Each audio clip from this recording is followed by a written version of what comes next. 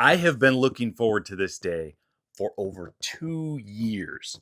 When I first started building my home theater over 2 years ago, I initially looked at Buckeye amps as an option for powering my speakers.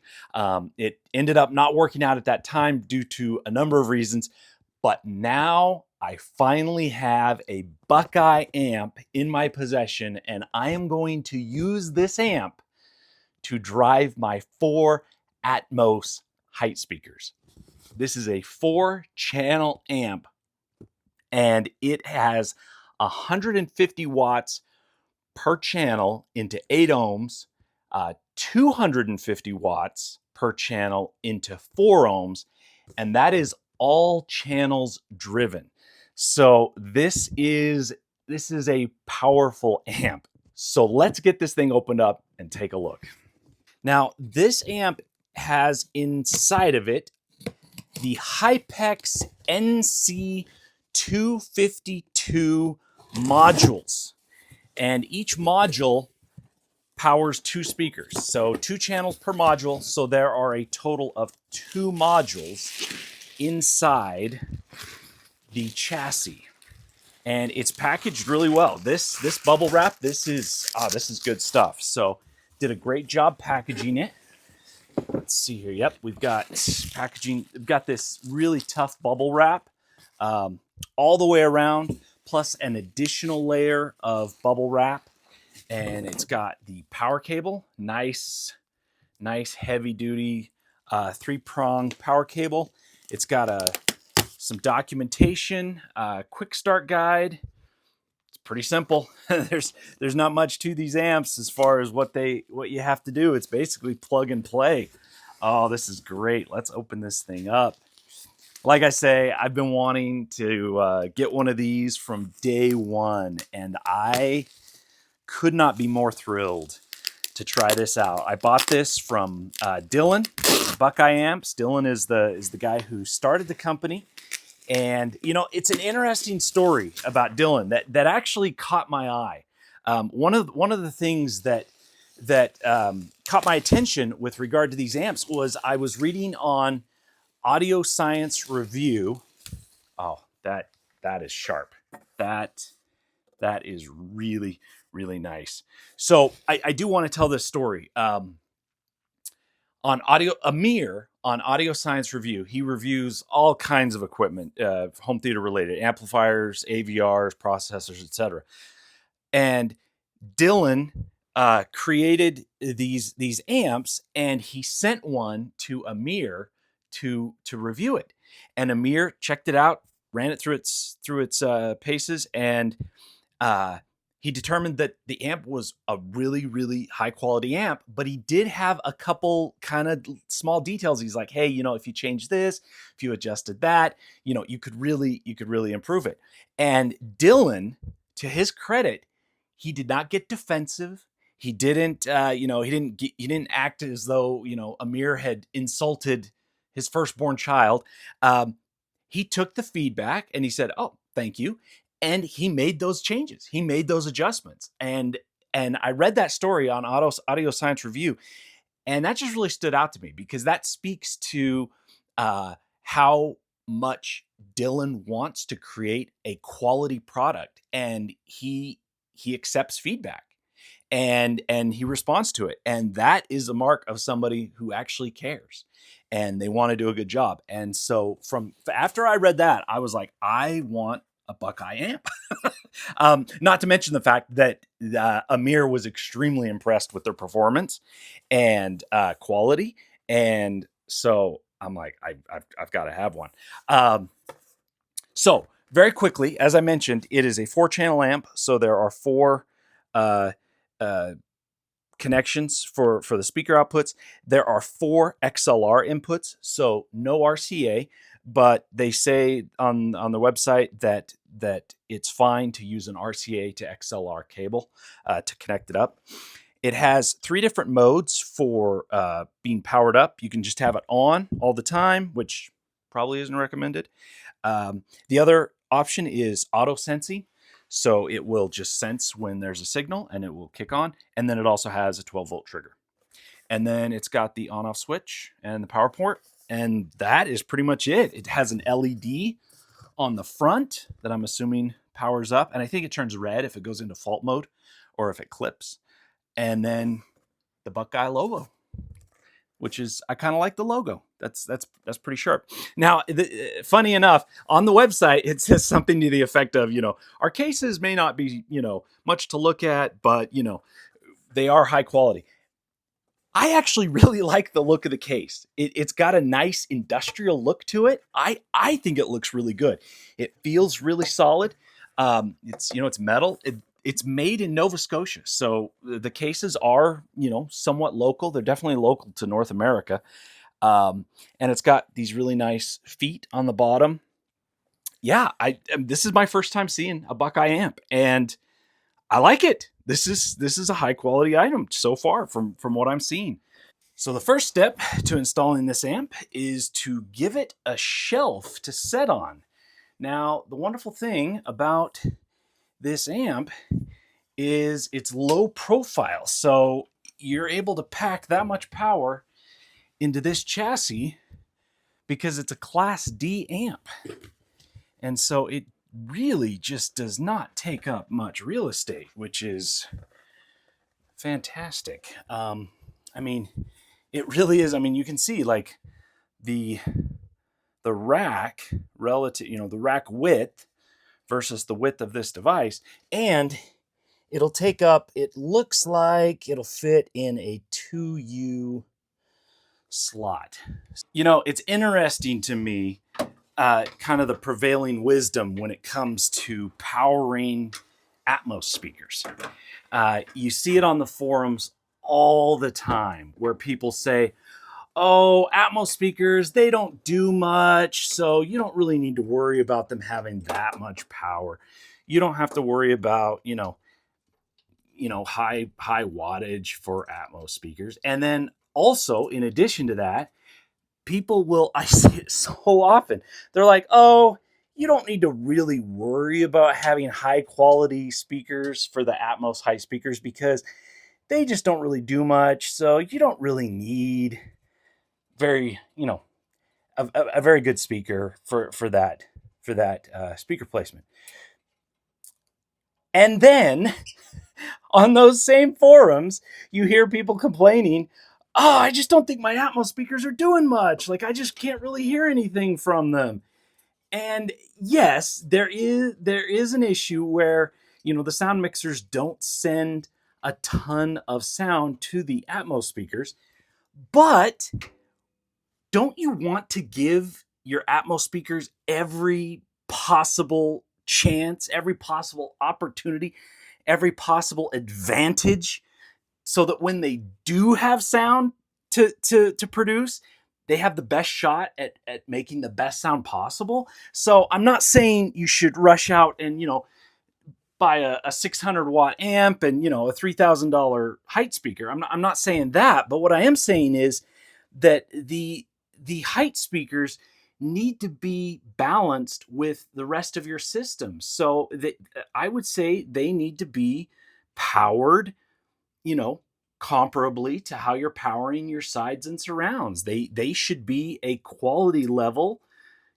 comparable to what you're using for sides and surrounds. So, if you're underpowering your height speakers and you're just not using great speakers to begin with, yeah, of course your height sound effects are going to be underwhelming because you basically, chopped them off at the knees to begin with. So I say, make the speakers have the best chance at success. And I've been so enthralled in my story that I plugged it in on the wrong spot. So now I've got to take it out and redo it. Now, you may be asking, well, what were you powering your height speakers with before? Well, the answer to that is that I had an 11-channel amp from Yamaha. But as I've added in these other amps, I got the monoblocks for my LCRs. I've got crowns for my sides and surrounds and rears. I had multiple unused channels on that 11 channel amp. I was down to literally, powering only 4 speakers with an 11 channel amp, which is not just overkill, it's a waste. And so I am now removing the 11 channel amp and replacing it with a 4 channel amp to power 4 speakers. So stay tuned on that 11 channel amp, because in a future video, I've got a pretty interesting A/B comparison video coming up that I'm going to be doing with that 11 channel amp. So yeah, you're not going to want to miss that one. So stay tuned. All right, I think I got this thing in now correctly. Perfect. Okay, let's get this amp in here. Oh, this thing is so light. So I think it weighs maybe around 10 pounds, which is incredible. This much power. That's the beauty of Class D amps. They are just super, super efficient. They produce almost no heat. I mean, they do produce some heat, but again, comparable, or compared to AB amps, they produce very little heat. Now I'm wondering if that would have almost fit in a 1U. Nah, it's just a skosh too high for 1U, but that's all right, because I've got the room here, and now I've got it plenty of room here to breathe, and it is in. Please don't judge me for the state of the back of my rack. We all have bad racks. Wiring sucks. That's just the way it works. Now some people are able to just make their wiring beautiful. I am not one of those people. I try, I get them somewhat organized, but I can get 80% of the way there, but man, it's a struggle. We all understand. So now, before I plug everything in, I want to make note of a couple things. One, anytime I am messing around back here, plugging, unplugging stuff, I power down everything. I just pull the power. This goes to my power strip and my power conditioner and surge protector up there. I power everything down. I've heard of people, touching speaker wires together and frying their amps. I've heard horror stories. True or not, I don't want to risk it. I power everything down when I'm plugging and unplugging stuff.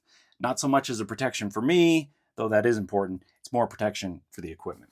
So this will be very, very simple to connect up because I have banana plugs on my speaker wires. And this is the beauty of banana plugs.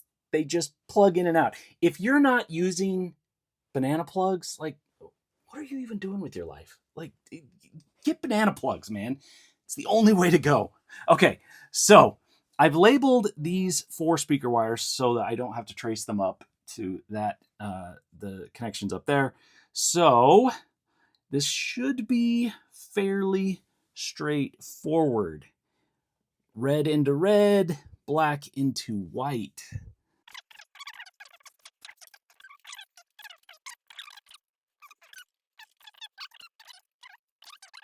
Okay, so we got the speaker wires in. Now I'm going to plug in my 12-volt trigger cable. This comes from the Anthem AVM 70, and I will plug it in to the port there. Beautiful. And then I'll set the toggle switch to 12 volt. So then it will just automatically kick on. We'll set the on switch to on. Now the XLRs. So again, these are very simple. I use multicolored XLR cables so that you don't have to trace them. You just look at, oh, this is the gray cable. Where does it go? Oh, it goes to 1R. Okay, easy. And 1R is right there. So plug that in and then everything will be up and running. Everything is plugged in. Everything is ready to go. I've got the 12-volt trigger cable plugged into my new Buckeye amp. I think it looks really sharp. Like, yeah, I mean, it is a simple case. It's just a simple black case, but I think it looks good. It's kind of like one of those sleeper cars. out on the road, you look over and it's like a 1997 Honda Accord, and you're like, oh, I don't, you don't think anything of it, and then it just tears away from the stoplight, because it's just got this massive engine under the hood, and like you would just never would suspect of what that thing is actually capable of. And this Buckeye Amp is kind of the same way. Like, it's a very serviceable case, but you would never think of what quality is under the hood there. So it's just, I like that. I think that's pretty cool. So let's get this thing powered up. Now, when I turn on my Anthem here, the 12-volt trigger cable should turn everything on, including the Buckeye. So let's see what happens. Fingers crossed. Boom, there we go. It's up and rolling. How about that? There we go. Easy. So of course I've got to watch the race scene from Ready Player One, because this is a great way to test out the height speakers. So far, it's sounding excellent.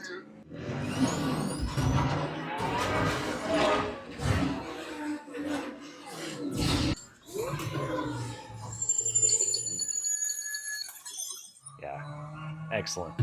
So the other thing about these Buckeye amps is that on the website, it says that one of the features is that it minimizes the shutdown and startup, like that pop. If you have any amps where when you power everything down, there's like a little pop in the speaker. It makes a little sound. I definitely hear it with my Crown amps. That's just the nature of Crown amps. But according to the website for Buckeye amps, it minimizes that. So I'm going to test that now. I'm going to see if there is, in fact, no pop when I power everything down. And I'm going to check it with my ear right up in the speaker. So let's do this. Okay, here we go. And oh, super faint. I mean, I could barely hear it. So when it says on the website, it minimizes the pop, that is, I would say, a completely accurate statement, because I guarantee if I were all the way back here, I would not hear it. But with my ear right up in the speaker, I can hear it. Now, comparing that to my Crown amps, I can hear it anywhere in the room. Like, I can be sitting here in the middle of the room, and when I power everything down, boom, I hear the pop from my sides and surrounds and rears. But this, yeah, I would say it's definitely minimized. So that's great. Excellent. So all in all, I am very happy with my new Buckeye amp. Thanks for watching.